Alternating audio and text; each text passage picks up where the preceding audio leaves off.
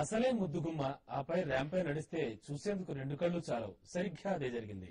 అందాల తార ఐశ్వర్యరాయ్ ర్యాంప్ మీద తళుక్కుమంది. తన costumes designer Manish Malhotra design చేసిన దుస్తులను ధరించి ముంబైలో కేట్ వాక్ చేసి అలరించింది. చాలా సంవత్సరాల తర్వాత ర్యాంప్ పై కనిపించిన ఐష్ ఎలాంటి తడపాటు లేకుండా వాక్ చేసి అభిమానులను ఆకట్టుకుంది. ఇటీవల ఆమె నటించిన సూపర్ హిట్ మూవీ రోబోకి కూడా మనీష్ డిజైన్ చేసిన దుస్తులు ఐశ్వర్య అందాన్ని రెట్టింపు చేశాయి.